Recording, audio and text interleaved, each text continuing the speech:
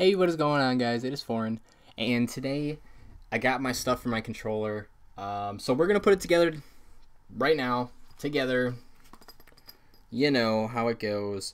So basically, what I had ordered. This is a all black kit for a wireless controller. I have a wired controller, so I don't have quite all the pieces that I need. One of the big things is that it comes with the actual wireless backing with the sync button, which I need the normal backing that doesn't have the sync button. And then also what I had ordered was a case and replacement kit for a wired controller. So basically I'm getting all the pieces that I need, and now I'm getting all the black pieces that I need. So what we're going to do is we're going to first start by taking that apart. And we'll kind of move some of this stuff out of the way as we go. All in all, this whole thing costed me around $15, I want to say, to put all this together, which isn't that bad. I would have preferred to have spent a little bit less, but given the circumstances, you know, what can you do? I think this is the one I needed, yeah. Now I also have my my toolkit.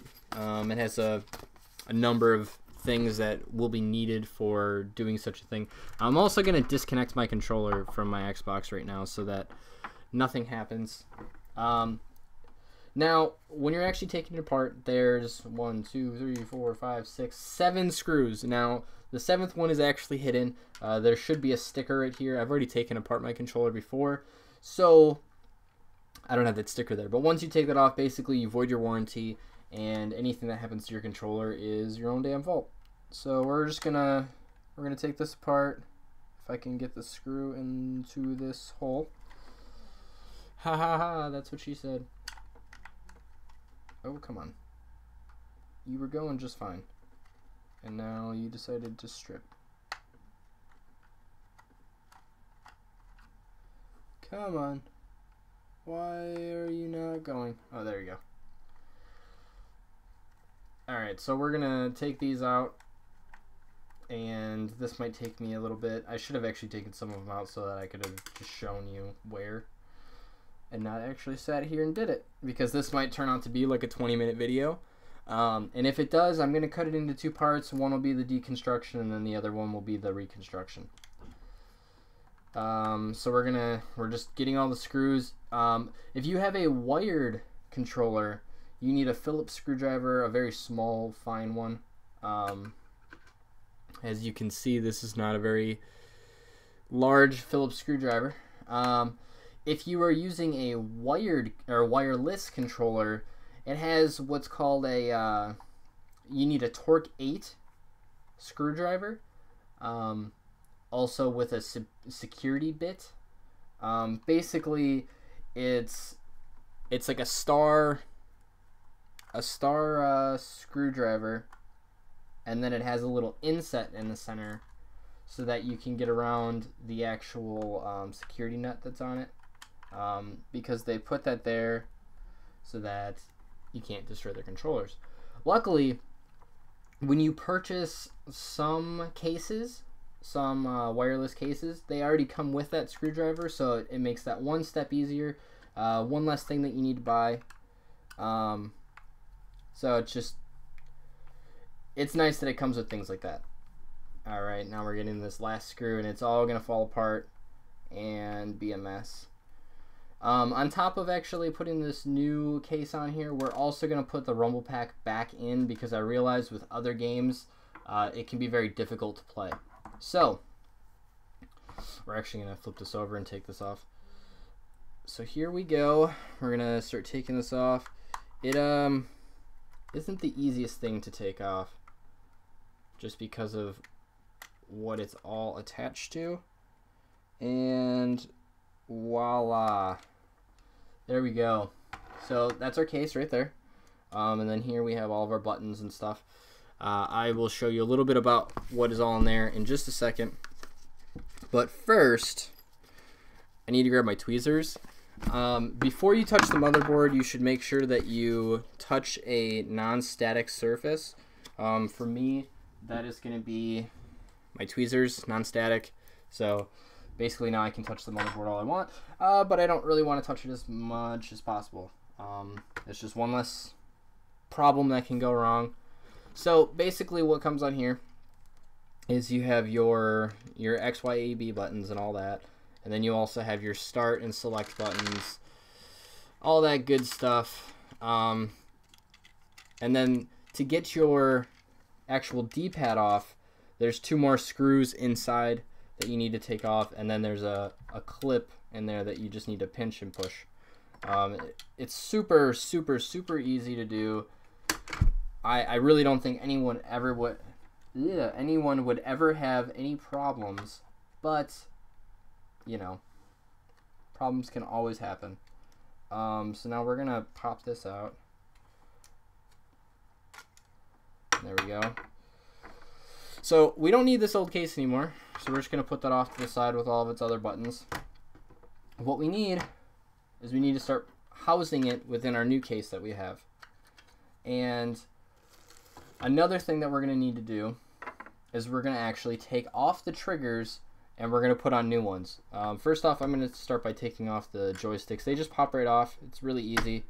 If for some reason you have problem joysticks where they don't like to go in the right direction, or they like drift to other directions, you can actually replace these if you have a soldering kit. There's just a lot of soldering spots on the other side that you need to take care of. Those are things that I am not going to do right now or ever because I don't have a soldering kit. So I don't know why I even told you. So we're going to take off the joysticks. Now, it's going to seem really weird how we're going to take this off, but basically we're going to wedge this in here and we're just going to pull back. We're going to push this over and then pull back. I think it was. Man, I don't remember how to do this. Oh shit, that's right. I need to go in this hole right here. So we're going to put the pressure on. And this is much harder to do without the YouTube video teaching me how. Wow, how did I do this before? I honestly thought it was just to pull back.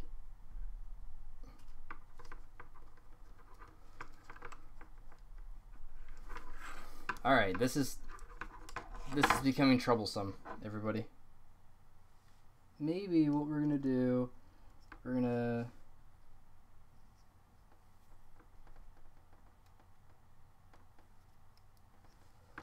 oh, that's right, I need to get this off of there. How did I do that again? This is the troublesome part, people. Fuck. I'm gonna take my jacket off. I'm like getting sweaty, like, cause I don't want to fuck anything up, and I feel like I'm going to. Oh, that's right. You just push it over and pop it down. And then we'll do the same over here. We're going to push in this direction. We're going to push down. And then you'll see that it actually will allow you to push it away.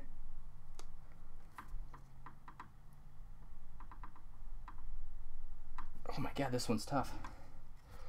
Alright, well, if you're in this direction, we're going to push up and down. So there we go. So now our trigger mechanism is free, which we don't want because this is what's actually controlling it right here. And now what we're going to do is we're going to do our little pop back. We're just going to go, you're literally just going to wedge your thumb underneath and you're just going to pull. Now don't do it too quickly because there are springs in here that you don't want to come out. And if those springs come out, they could go everywhere. And without those springs, you can't do anything. So we're going to put our finger on it. We got one spring and two springs. And now to actually get it out of there, it just goes all the way back and then slide it over. And then it should just slide right out of place. It just pops right out. The other one already fell off. So that just goes to show how easy it is. It's actually not very difficult whatsoever. So we're going to start by putting the joysticks on this. Or not joysticks, the triggers on this. I haven't decided which triggers I want to use because I have 2 different sets. I think that I'm going to go with...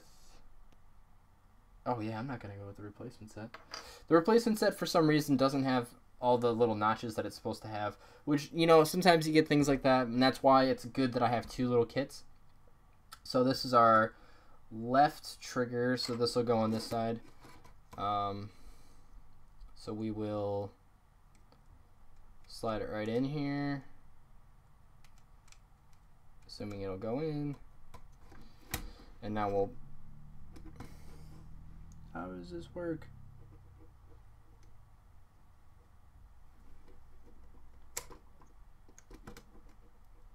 Yeah, I'm doing this right.